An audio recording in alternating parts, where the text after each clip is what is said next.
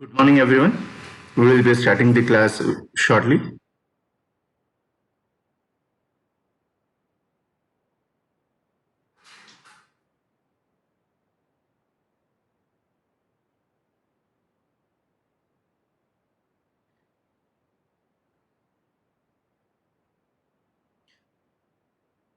We were Yesterday we were having a look at this particular diagram, and we were trying to see that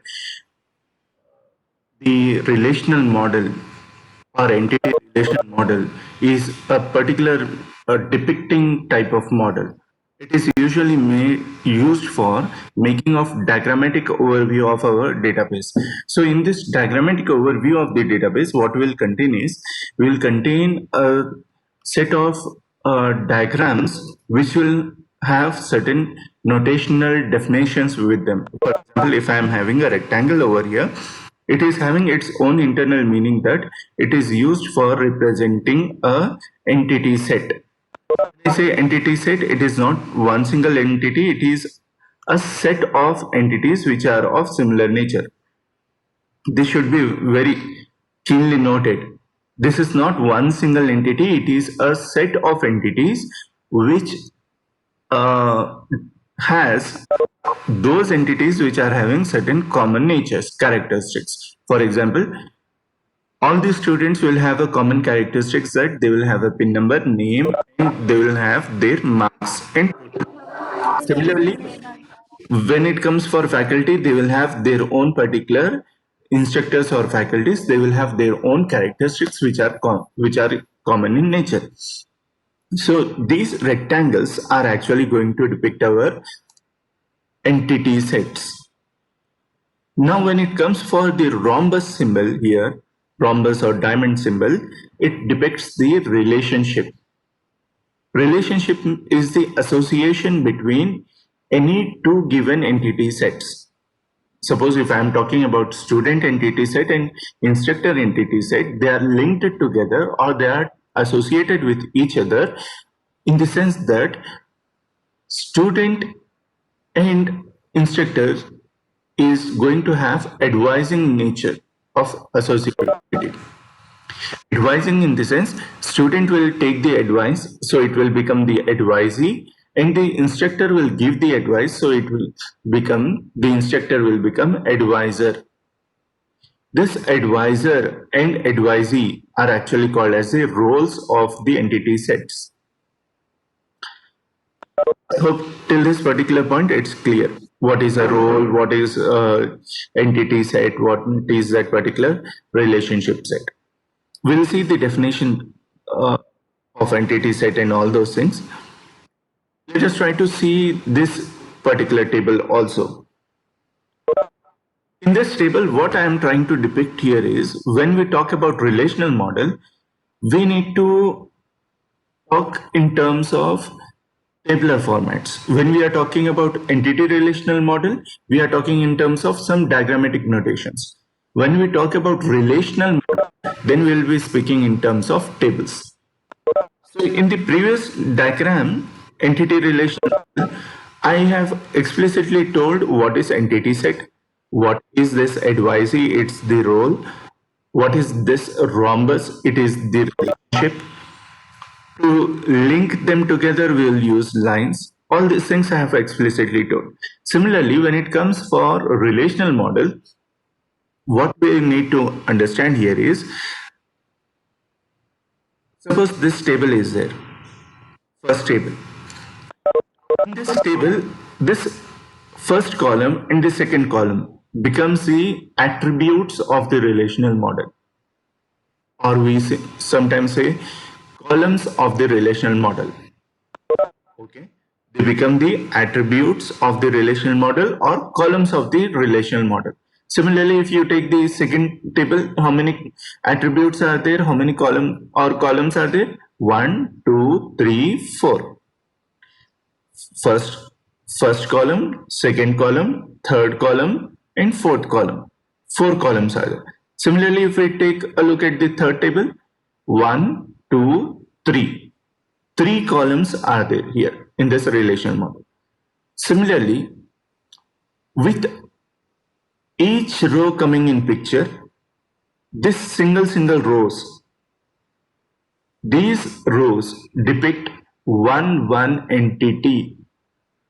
Each row depicts one entity over here. So all the rows combined together represents entity set. Simple.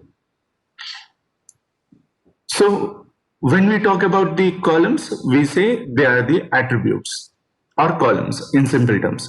When we say about the rows, we say that they represent the entity. They does not represent the entity set. All the rows combined together will represent the entity set.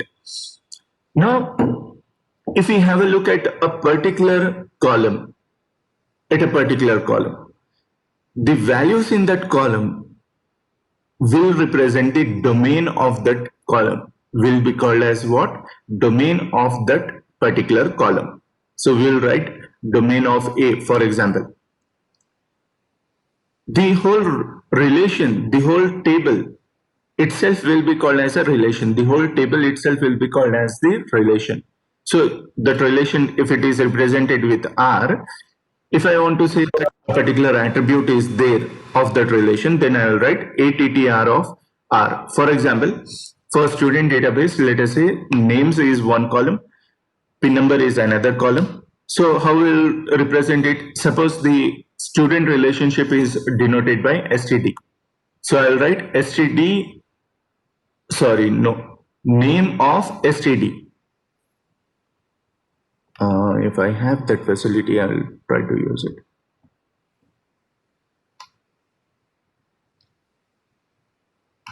It's very difficult.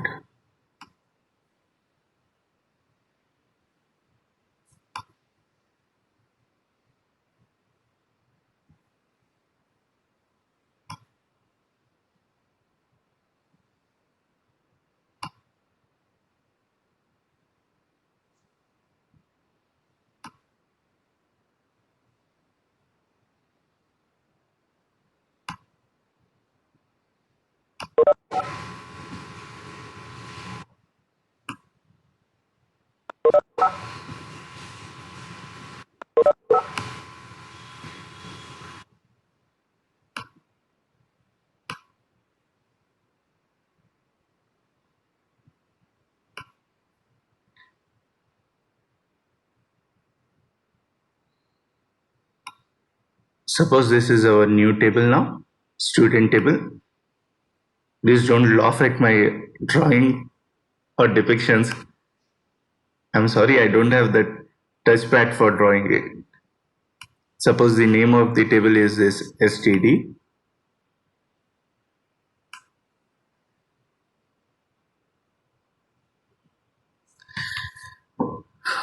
So each row inside it, all these rows, there are 4 rows here. These 4 rows will be called as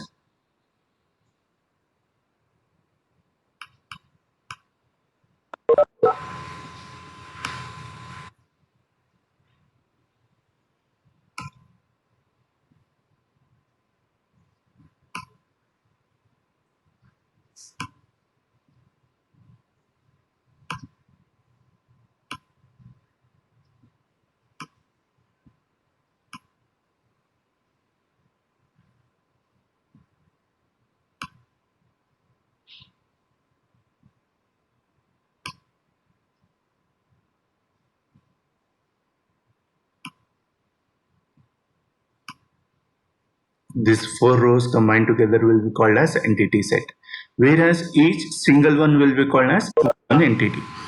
Sometimes each single one is also called as tuple. I'm again writing that name. It's horrible punishment for me actually.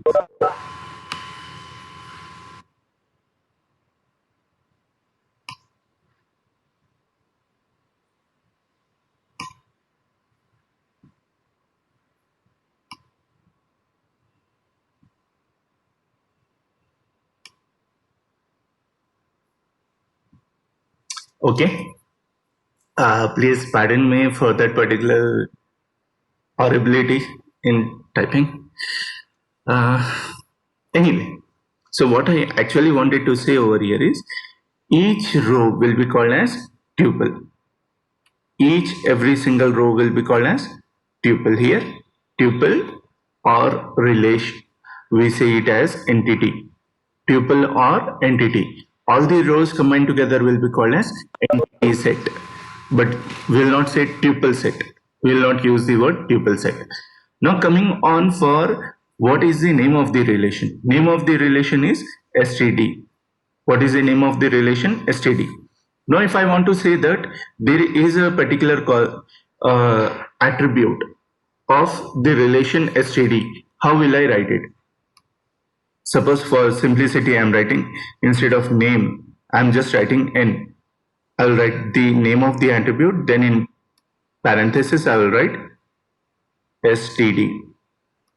I will write the relational name.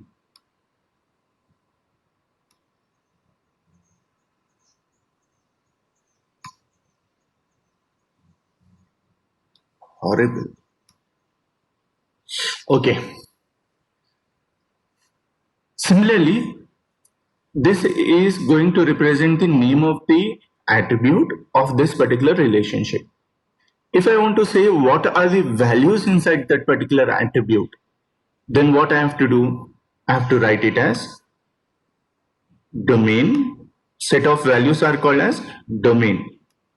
DOM.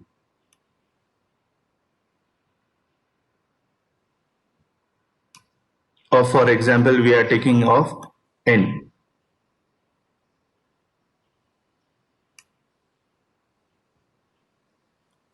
Fine now. So, there are certain notations which we need to remember when we talk about relational model. Jumping further to the next topic.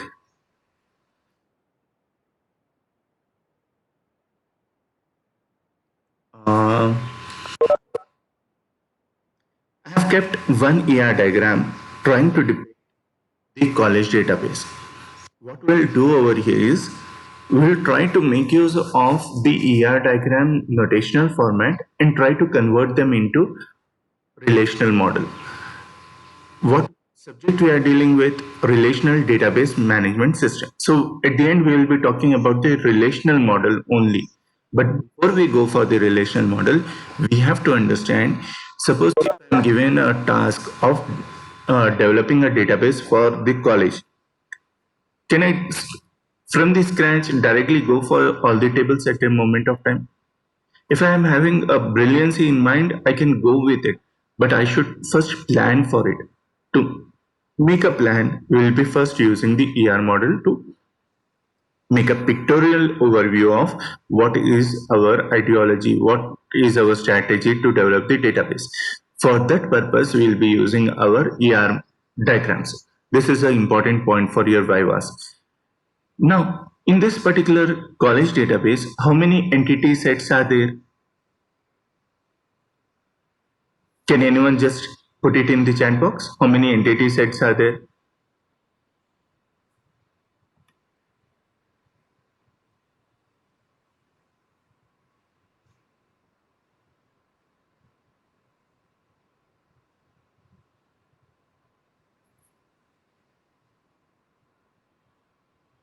Okay, 5 are there. Okay, Pujita said 5. Okay, in simple terms, I will ask, how many rectangles are there?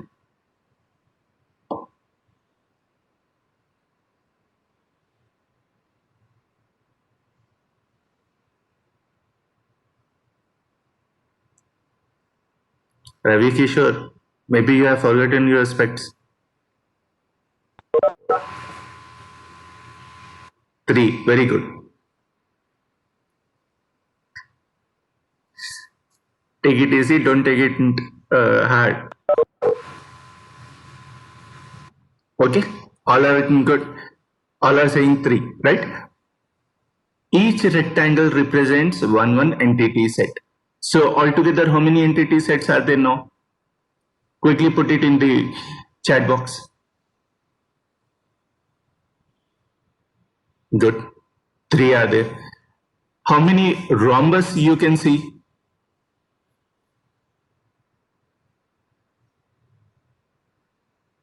Mm. 2. What does a rhombus depict? Relationship. Okay. So if someone asks you how many entity sets are there in this diagram, you can quickly get a glimpse of it. How many rectangles are there? Okay, 3 are there. How many relationships are there? Okay, 2 rhombus are there, so 2 relationships. Done with it? Now, what are these ellipses? These ellipses are actually the attributes defining each entity set. As we said, entity set is a set of entities having certain common attributes, having certain common characteristics. Those characteristics are called as attributes here. So what are the characteristics or attributes of student?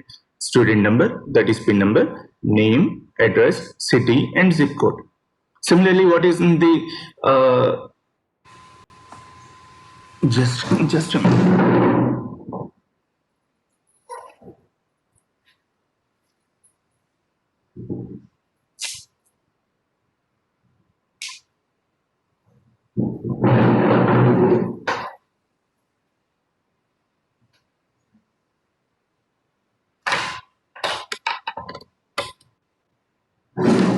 I'm sorry, battery was very low.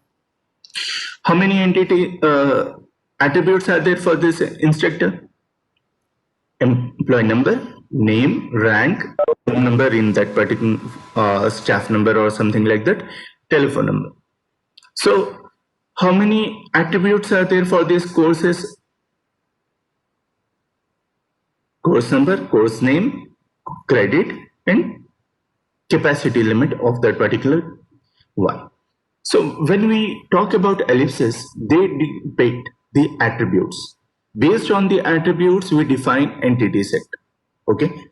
Now, what are these labels that are mentioned here? Can anyone remind me what is these labels that we are seeing here on the lines?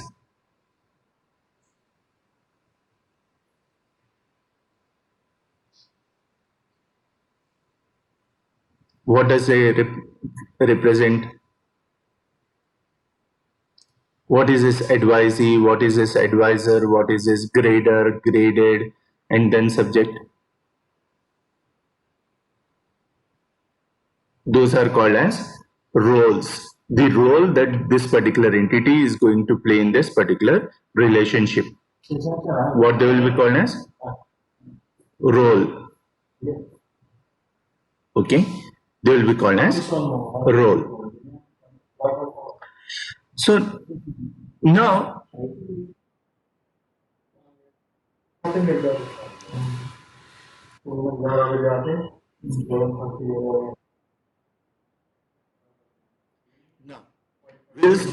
have a look at very important point in this particular part, which is so important that it is called as the key for the entire lock. To understand this diagram, to understand the entire database, if you can imagine that it's a big hall, it's a big we can say treasure, but without the key we cannot open it, we cannot understand it. So first we need to understand what is this key actually. Before I go for the definitions of the key or how many different types of keys are there, let us first try to have a look at this particular student. I said the students is a rectangle representing the entity set. Yes or no?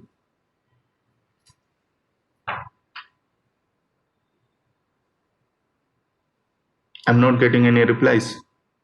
Yes. So, how many students can be there in this entity set? There can be many. Like for example, in our class, there may be 60 students.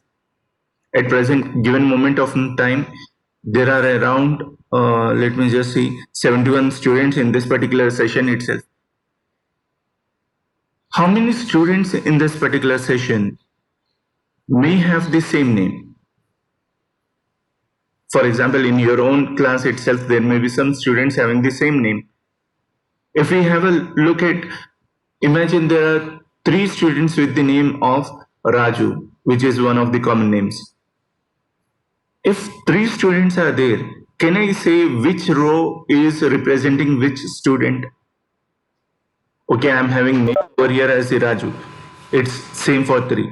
Let us say all these three are roommates as staying in hostel.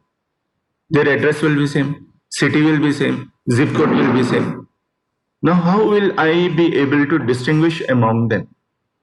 How will I say that this is the first, this is the second, this is the third?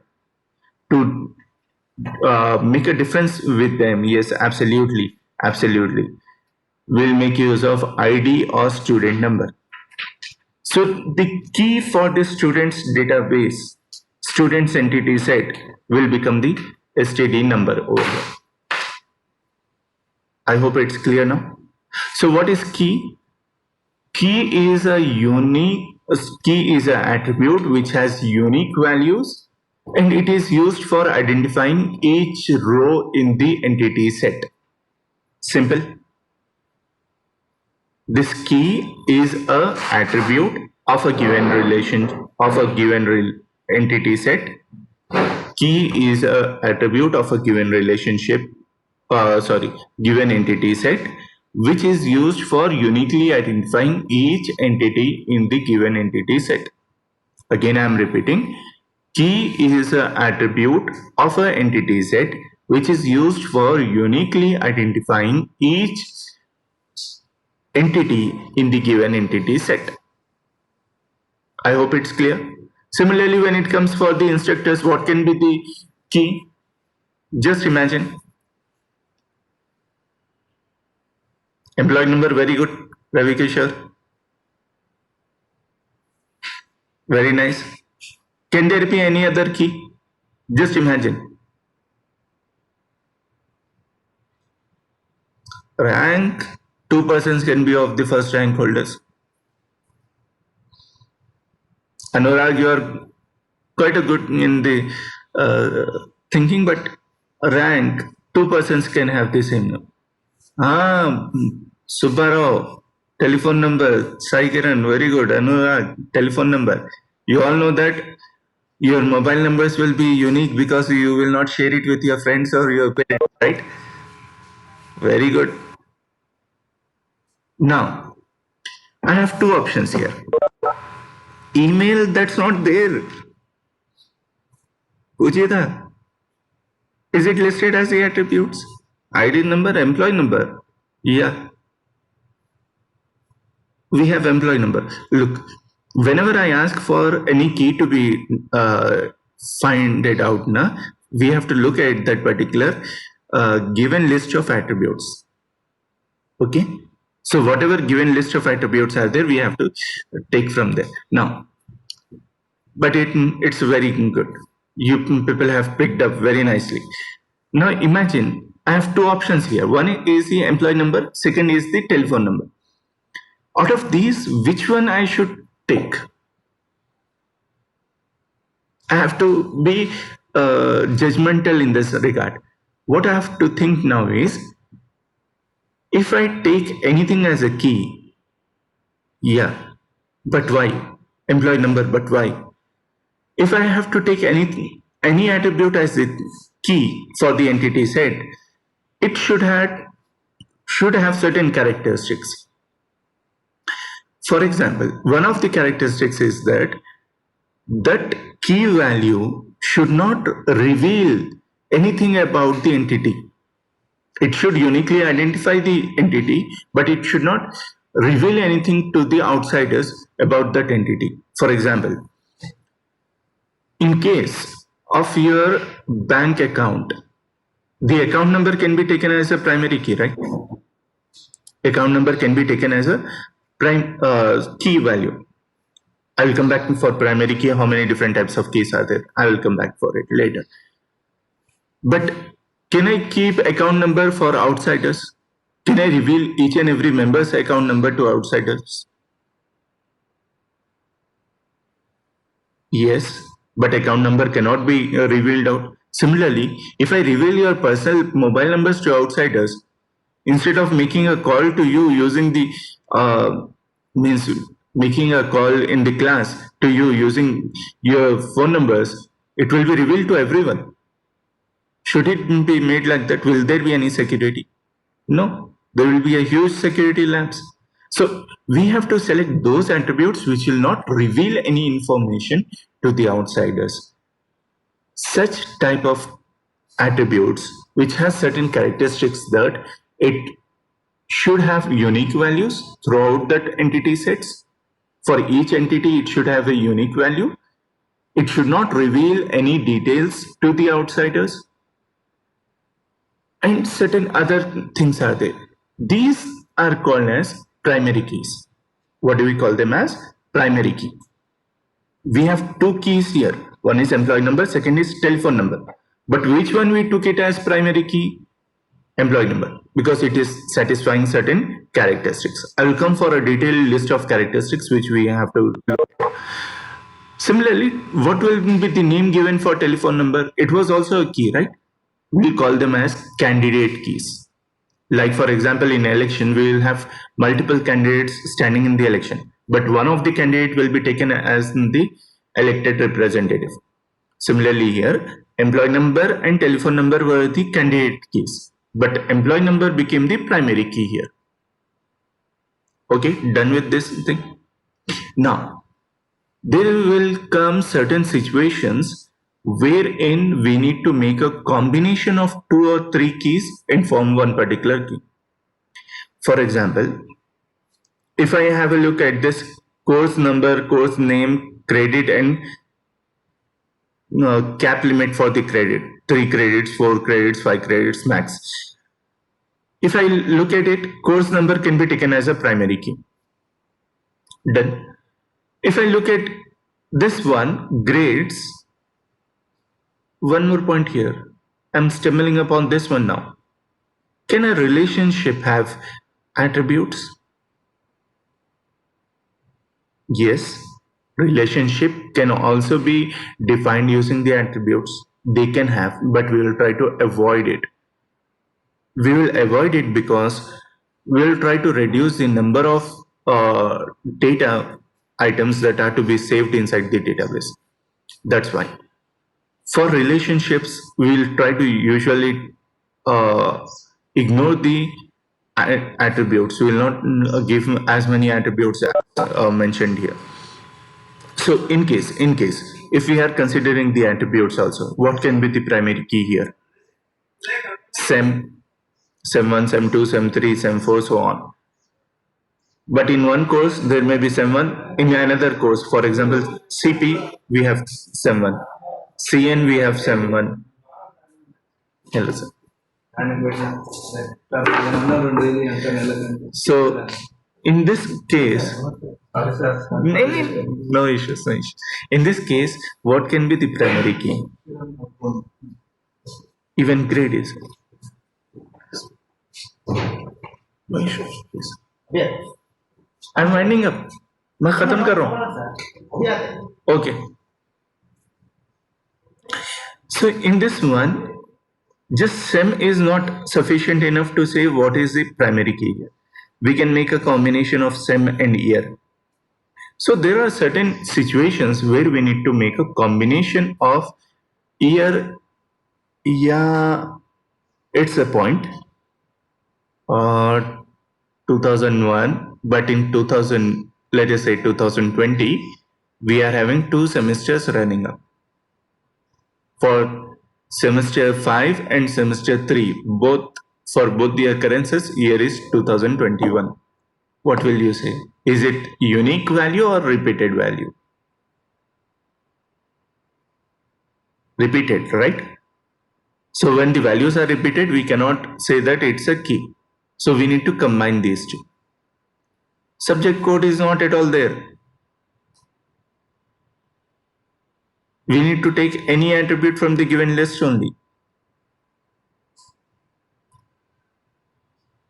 Good. So we can combine the SEM and the year. Okay. So this SEM and the year will give me a combinatory key, or we say composed C, composed key. Okay, combinatory key or composed key. So we have got various keys to be learned over here. As a quick overview, we have seen those keys. So just a theoretical notation I have kept over here, but we'll see the actual types of keys. Okay. First type of key is super key. Super key in the sense, if I look back, for example, if we look at this particular key diagram, I have just for simplicity kept all the attributes listed. I have not put it into ellipses. What can be the primary key in this particular entity set? Name is there, address is there, city is there, zip code is there, telephone number is there, date of birth is there. Is there any column which is unique? Any attribute which can have unique values? Patterns in the sense, these citizens are called as patterns. Good citizens are called as patterns. Telephone number. Okay, very nice. Address, two persons can stay at the same house. It's citizens, right? I stay along with my parents, brothers, sisters, everyone. So we have just before seen the telephone number. If it is being taken as a primary key, it will become a problem for security purpose. Yeah, name and telephone number, that will reveal more than what is needed.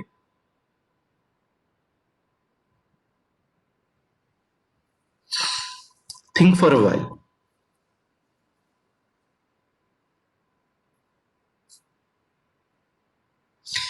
The first option, name and date of birth.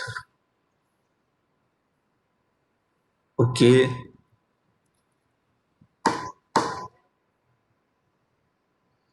Okay, good. You people keep on thinking. Zip number is the PIN number. Address, just before we have discussed. Address, two persons can be staying at the same house, right? Name and address, very good.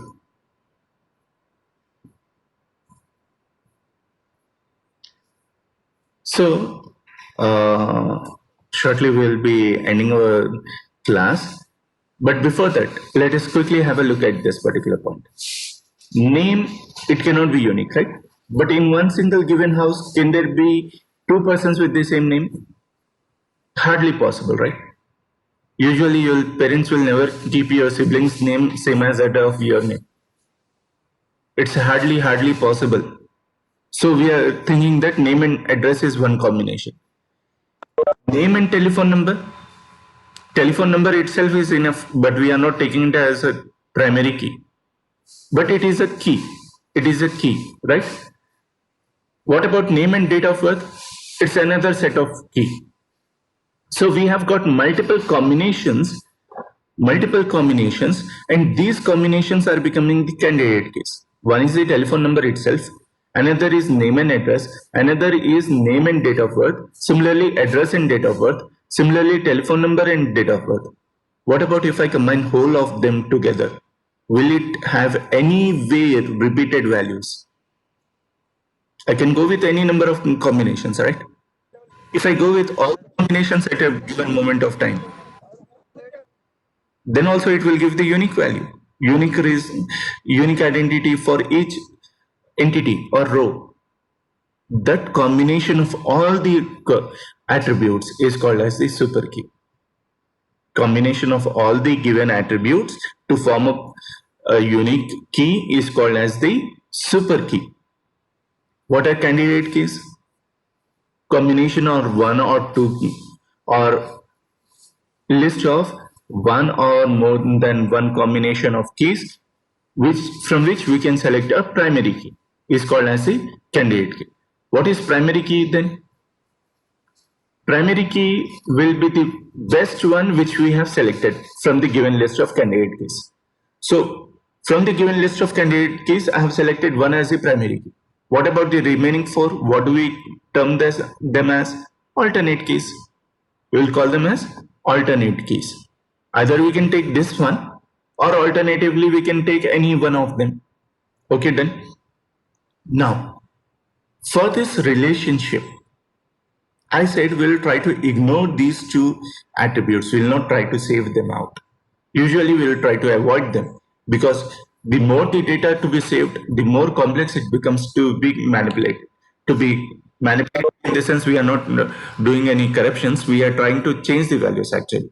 So now here, if I'm just trying to eliminate this particular thing, and if I'm as a whole, let us say the relationship is to be ignored of, then how to show that there is a relationship between the patrons reading the books or taking loans on the books?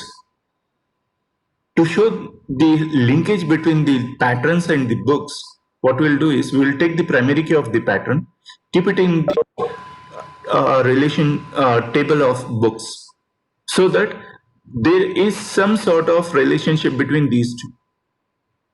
Similarly, we will take the primary key of the books table and we will keep it in the patrons table.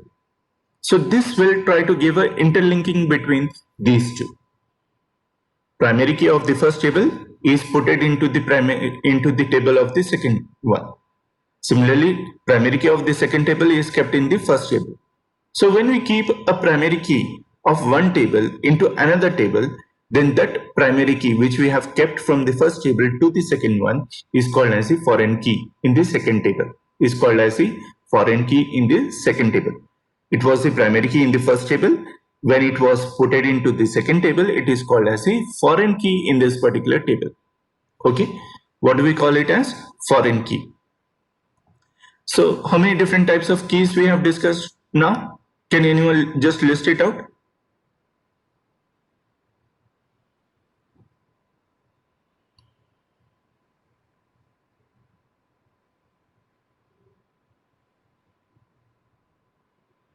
Four. What are those?